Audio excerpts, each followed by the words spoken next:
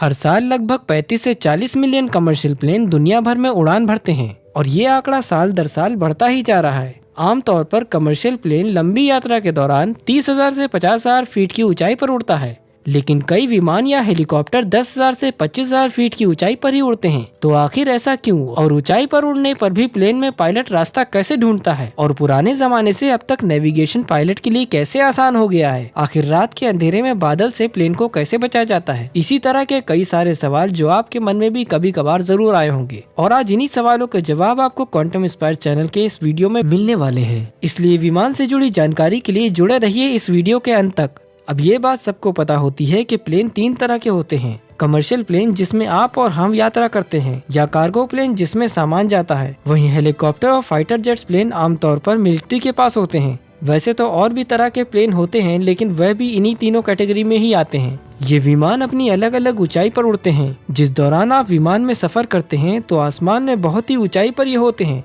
क्योंकि commercial plane को जानकर विमान की सुरक्षा को देखते हुए 30 से 35,000 फीट पर लंबी दूरी में उड़ाया जाता है। इसके कई सारे फायदे हैं। विमान को अधिक ऊंचाई पे उड़ाने पर टर्बोजेट इंजन तेजी से ठंडा होता है, क्योंकि भले मई जून की गर्मी क्यों न हो, जैसे जैसे धरती से ऊंचाई पर जाते हैं तापमान तेजी के साथ गिरता है। अधिक ऊंचाई पर विमान के बाहर तापमान -40 डिग्री होता है। रेफ्रिजरेटर में लगभग -10 डिग्री सेंटीग्रेड के आसपास टेम्परेचर होता है, और यही वजह है कि लंबी दूरी के दौरान विमान का इंजन अधिक ऊंचाई पर ठंडा होता रहता है। अब जैसे कार या बाइक लंबी दूरी तय करने पर बंद हो जाती है तो कोई बात नहीं, वहीं विमान को लंबी दूरी में 4 से 6 घंटा लगातार आसमान में रहना ही होता है। वहीं हेलीकॉप्टर की बात की जाए तो उसको कम दूरी तय करने के लिए बनाया जाता है, क्योंकि इसको 10,000 से 25,000 फीट की ऊंचाई पर ही उड़ाते हैं, और इसका इंजन लंबी दूरी तय करने पर ठंडा उतना नहीं रह पाता। और यही वजह है कि आमतौर पर हेलीकॉप्टर को रेस्क्यू के लिए ही इस्तेमाल किया जाता है, क्योंकि कम हाइट पर हेलीकॉप्टर स्टेबल रहता है। वहीं प्लेन के साथ ऐसा करना असंभव है। अब इसके बाद आते हैं फाइटर जेट प्लेन,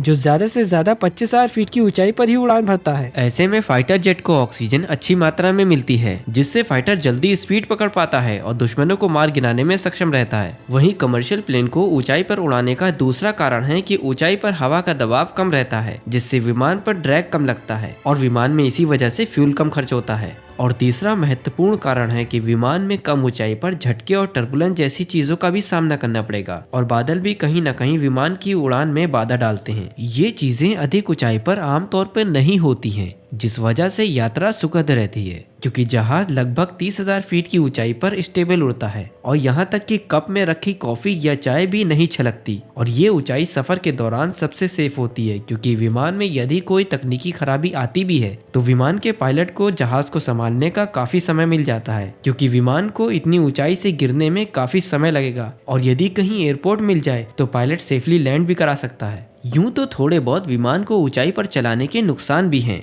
लेकिन इसको काउंटर करने के लिए हमारे एविएशन इंजीनियर्स ने काफी मेहनत की है। अब आपको ये तो समझ आ ही गया होगा कि विमान अधिक ऊंचाई पर क्यों उड़ते हैं, लेकिन विमान को इतनी ऊंचाई पर उड़ाने के बाद जहां पहुंचना है यानी डेस्टिनेशन का कैसे पता लगता है, यानी कि हवा में यात्रा के दौरान रास्ते का कैसे पता चलेगा। अब कई लोगों को लगता है कि आसमान तो खुला है, कहीं पर भी विमान को उड़ा सकते हैं और अपनी डेस्टिनेशन पर पहुंच सकते हैं, पर ऐसा नहीं है। बिल्कुल जिस तरह से रोड होती है जमीन पर, ठीक उसी तरह आसमान में भी विमान के लिए रास्ते तय किए गए हैं। इन्हीं रास्तों पर पायलट को यात्रा पूरी करनी होती है, और यदि कोई पायलट इन रास्तों को फॉलो नहीं करता है तो पेनल्टी दी जाती है, क्योंकि इन रास्तों को सोच विचार करके बनाया गया है। हर एक चीज का ध्यान रखा जाता है, क्योंकि कोई दो विमान आपस में आमने सामने ना आ जाएं। इस बात का तो खास ध्यान रखा जाता है। अब आजकल के युग में बहुत सारे नेविगेशन सिस्टम का इस्तेमाल किया जाता है, लेकिन पहले ऐसा नहीं था। पहले के जमाने में पायलट बड़े बड़े लैंडमार्क को देखकर ही रास्ता तय करते थे, लेकिन ऐसे में पायलट को काफी घूम कर जाना पड़ता था। लेकिन इसके बाद अमेरिका के कुछ लोगों ने बहुत ही अच्छा आइडिया निकाला। उन्होंने जमीन पर काफी जगहों पर बड़े बड़े एरो बना दिए, जो पायलट के लिए बहुत ही मददगार साबित हुए। लेकिन एक समस्या ये थी कि ये रात में नहीं दिखते थे। ऐसे में कुछ समय बाद इन एरोस के चारों तरफ लाइट लगा दी गई। ये समाधान जो निकाला गया वो कुछ समय के लिए था। इसके बाद जब जीपीएस नेविगेशन का इन्वेंशन हुआ, तब से हर प्लेन में नेविगेशन का ही इस्तेमाल किया जा रहा है। नेविगेशन में एक खास तरीके का रास्ता बनाया जाता है। ये रास्ते मौसम और सीजन को देखकर बनाए जाते हैं। जहाँ बहुत अधिक ठंड पड़ती है या बर्फ गिरती है, ऐसे में पायलट को दूसरा रास्ता इस्तेमाल करना पड़ता है। इसके साथ आपको ये भी पता होगा कि कई ऐसी जगहें हैं जहाँ नो फ्लाइंग जोन है, जैसे ताजमहल, हिमालय और मक्का मदीना। और भी फेमस स्ट्रक्चर्स या फिर रिलीजियस प्लेसेस जहाँ से प्लेन को नहीं उड़ाया जा सकता है। ऐसा इसलिए किया जाता है ताकि लोगों का रिलीजियस सेंटीमेंट हर्ट ना हो। वहीं फेमस स्ट्रक्चर पर से प्लेन को नहीं उड़ाने का एक और कारण है कि कहीं प्लेन में कोई खराबी ना आ जाए और कहीं स्ट्रक्चर पर ना गिर जाए, जिससे मॉन्यूमेंट्स तबाह ना हो जाएं। अब ये बात तो आज सब लोग जानते हैं कि कई जगह तो प्लेन कुछ ही घंटों में पहुंच जाता है, लेकिन कुछ फ्लाइट ड्यूरेशन बहुत ही ज्यादा अधिक होती है। जैसे लॉस एंजलिस से सिंगापुर की फ्लाइट को यदि ले लिया जाए तो ये फ्लाइट लगभग 17 घंटे की है। ऐसे में आपको 17 घंटे प्लेन में बैठना पड़ता है। इस यात्रा के दौरान प्लेन कहीं पर भी नहीं रुकता है। ये दुनिया की सबसे ज्यादा लंबी उड़ान है और ऐसे में आप पायलट से ये उम्मीद तो नहीं कर सकते कि पायलट लगातार 17 घंटे उड़ाता ही रहे, क्योंकि पायलट 17 घंटे तक बिना रेस्ट किए प्लेन उड़ाएगा तो यकीनन उसकी हालत खराब हो जाएगी।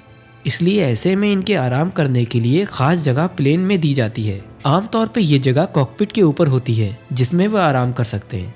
अब ऐसे लंबे रास्ते पर पायलट ड्यूटी एक्सचेंज करके जहाज उड़ाते हैं, यानी कि 8 से 9 घंटे तक एक पायलट चलाता है, उसके बाद अगले 8 से 9 घंटे दूसरा पायलट चलाता है। इस ड्यूटी में 2 पायलट एक साथ चलाते हैं और ये ड्यूटी शिफ्ट में होती है। कई बार पायलट को ज्यादा थकान होने पर प्लेन को ऑटो पायलट पे चला देते हैं। ऐसे में ये बोनस फैक्ट है कि कोई भी पायलट 14 घंटे से ज्यादा उड़ान नहीं भर सकता।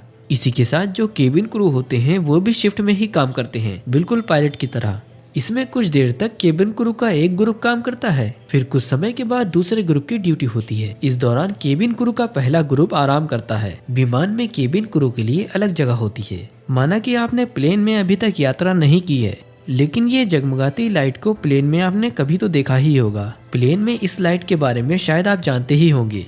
ये लाइट जहाज के फ्रंट में लगी होती है, ठीक उसी तरह जैसे कि आपकी गाड़ी की हेडलाइट होती है। ये लाइट इतनी ज्यादा ब्राइट होती है कि रात में पायलट को रनवे देखने में मदद करती है। दिन के समय में आमतौर पर ये लाइट लोगों को साइड से नहीं दिखाई देती।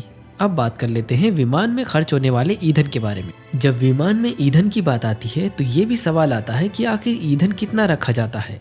विमान में आमतौर पर डेस्टिनेशन तक पहुंचने का ही ईंधन दिया जाता है, यानी बस थोड़ा सा ज्यादा। उदाहरण के तौर पे समझ लीजिए, यदि 13 घंटे की उड़ान है तो बोइंग 747 जैसा विमान 1,87,200 लीटर ईंधन की खपत करता है और इस प्लेन में लगभग 568 लोग सफर कर सकते हैं। इस विमान में यात्रा के दौरान इसकी स्पीड तकरीबन 900 किलोमीटर प्रति घंटा होती है और रिपोर्ट्स की माने तो बोइंग विमान प्रति सेकंड में लगभग 4 लीटर ईंधन की खपत करता है। इस हिसाब से 1 मिनट की यात्रा के लिए ये 240 लीटर ईंधन खर्च कर देता है। ऐसे में विमान 1 लीटर ईंधन में तकरीबन 0.8 किलोमीटर ही दूरी तय करता है। और आपको ये भी बता दें, बोइंग 747 विमान एक कार्गो परिवहन और विशाल व्यावसायिक विमान है। इसे जंबो जेट यानी आसमान की रानी भी कहा जाता है। आपको विमान से जुड़ी ये जानकारी कैसी लगी कमेंट करके जरूर बताएं और आगे भी इसी तरह की वीडियोस देखने के लिए चैनल को सब्सक्राइब करें।